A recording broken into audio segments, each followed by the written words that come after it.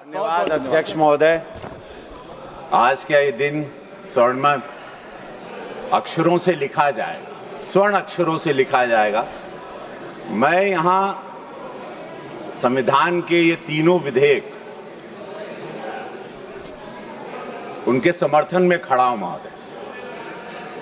ये विधेयक यशस्वी प्रधानमंत्री मोदी जी के नेतृत्व में नूतन भारत के संकल्प की सिद्धि है। ये विधेयक इस सरकार के उस अटूट इच्छा शक्ति का परिणाम है जिसने नामुमकिन को मुमकिन करके दिखाया है।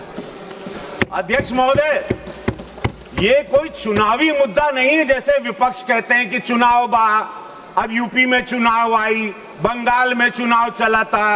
ये कोनो चुनाव का मुद्दा नहीं बा, ये लोग विरोधी बाड़न महिला के आरक्षण का, ये चुनाव का मुद्दा नहीं है। का बात बता ये दा? हाँ का बात बता दा? वाह, बहुत बढ़िया। तो ये देखा, ये हमनी का संस्कार, ये संस्कार है भाजपा का, ये मोदी जी के संस्कार का मुद्दा है और ये वही लेके आए हैं। ये लोग भुला गए क्योंकि मैं दर्द को जानता हूं। अभी हमारे विपक्ष के जो वहां के सर्वा नेता बोल रहे थे अपने बैकयार्ड की कहानी, राजशाही बैकयार्ड की कहानी। मैं अपनी गरीबी की कहानी सुनाता हूं। मेरे गांव मेरे घर में चूल्हा नहीं था, मेरे गांव मेरे घर में शौचालय नहीं था। मैंने अपने घर की माता बहनों को, अपने गांव की, अपने भोजपुरिया समाज की, बिहार यूपी और जितने भी गांव देश में गरीबी रही जहां शौचालय नहीं, उनके दर्द को देखा। वो शाम के अंधेरे का इंतजार करती थी वही महिला कि शौच में जाएंगे। उस अंधेरे के दर्द को मैंने अपने घर में भी महसूस किया, अपनी दादी की आंखों को भी तकलीफ में देखा चूल्हा फूंकते हुए। प्रधानमंत्री मोदी जी आए, महिलाओं के उस दर्द का निस्तारण हुआ, निवारण हुआ, देश जागरूक हुआ। 65-60 साल जहां विरोधी कभी सोचे नहीं थे महिलाओं के इस सबसे बड़े दर्द को, इतने बड़े भारत को ये लोग चला रहे थे।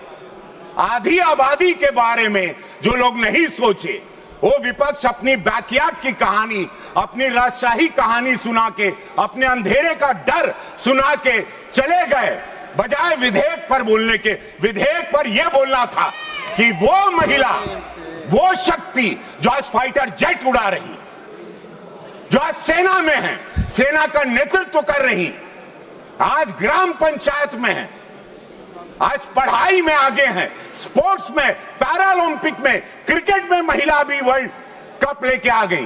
वो महिला के आरक्षण की बात, क्यों ये दरवाजे उन महिलाओं को, भारत की महिलाओं को रोके?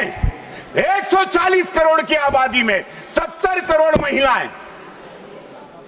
हमारा जिला गोरखपुर जहां का मैं सांसद हूं, वहां की आबादी 50 लाख से ज्यादा है।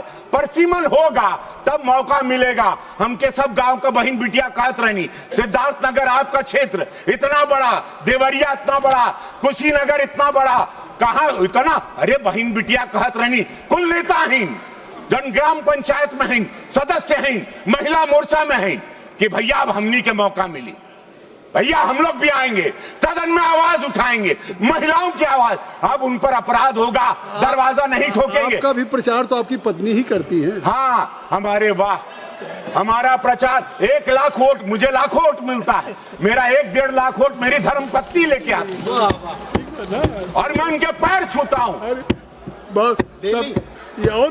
3 बिटिया है मेरी, एक बिटिया स्नाइपर आर्म फोर्स की तैयारी कर रही है। तो आप पन्नी के पैर छुए लेना। हम छुई ला और सबके बड़ा विरोधी लोग के बड़ा कष्ट भई, और क्यों नहीं छोना चाहिए? यही लक्ष्मी है, वही देवी है।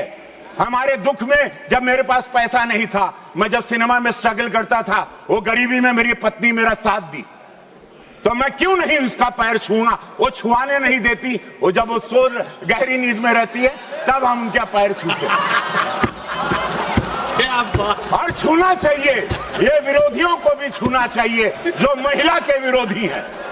बड़ा ताकत, और तब रवि किशन बनेंगे, तब विश्व जानेगा आपको। अब आपके काम बन गए दूर दूर तक संदेश महिलाओं के बीच में कि ऐसा कोई पत्नी व्रता है। क्या कहला? पत्नी प्रथा, पत्नी नहीं प्रथा, नहीं, पत्नी ये प्रथा। गीत सुनने का समय नहीं है, ये महिलाओं के दर्द को सुनने का समय है। जहां लोग अपने गार्डन की कहानी सुना के चले गए, जहां प्रधानमंत्री का अपमान करते गए, ऐसे प्रधानमंत्री का जिनको देश की जनता ने वोट दिया आप अपमान करते हो, दुखद है। महिलाओं को 33% मिलना चाहिए, महिलाओं को आना चाहिए, परसिमन होना चाहिए, नहीं तो ये महिला जो आज सब वोट करने जाती हैं मोदी जी को, ये कभी इस भारत की महिला विपक्षियों को वोट नहीं करेंगी। मैं दावे के साथ कहता हूं, अगर ये पारित नहीं हुआ तो एक भी महिला का वोट विरोधियों को नहीं मिलेगा। ये मेरी बात ऑन रिकॉर्ड रखिएगा। हर हर महादेव, महिलाओं का आरक्षण मिलना चाहिए 33%। और सुना हो अध्यक्ष महोदय, और परसिमन भी होके के चाहिए। बोल गए, जय हो आपकी। एगो सुन ला, एगो एक बात सुना। हो गए, अरे सुन ला, अरे ढेर हो गई। कहाँ रे? अरे हो गई ना। बस परसिमन मिलना चाहिए। जय, धन्यवाद अध्यक्ष। మీరు డయాబెటిక్తో బాధపడుతున్నారా? ఏమి బాధపడొద్దండి. ఎందుకంటే మీ ఆరోగ్య ప్రయోజనం కోసం కొన్ని మార్పులు అవసరం. అందుకే మీ యాపిల్ డయాగ్నోస్టిక్ మెడికల్ సెంటర్ అందిస్తుంది ఒక ఆరోగ్య పథకం. కేవలం 1199 రూపాయలతో మీ ఆరోగ్య పరీక్షలు నిర్వహిస్తాం. ఏమండి, ఒక క్షణం ఆగండి. మీ ఆరోగ్య పరీక్షలే కాదు, మీ ఆరోగ్యాన్ని కూడా చూసుకోవాల్సిన బాధ్యత మాదే. అందుకే ఉచితంగా మీకు మిల్లెట్ బ్రేక్ఫాస్ట్ కూడా అందిస్తున్నాం. ఎందుకంటే ఆరోగ్యం నిజమైన సంపద. మీ ఫ్యామిలీకి ఇది సురక్షిత మార్గం. చిన్న పళ్ళు, పెద్ద ప్రయోజనాలు. సంప్రదించండి Kukatpally Apple diagnostic centre 8008804014, Moosapet Apple diagnostic centre 9000097980. గుర్తుపెట్టుకోండి, ఆరోగ్యమైన జీవితం ఒక అమూల్యమైన వరం. సంప్రదించండి యాపిల్ డయాగ్నోస్టిక్ సెంటర్స్.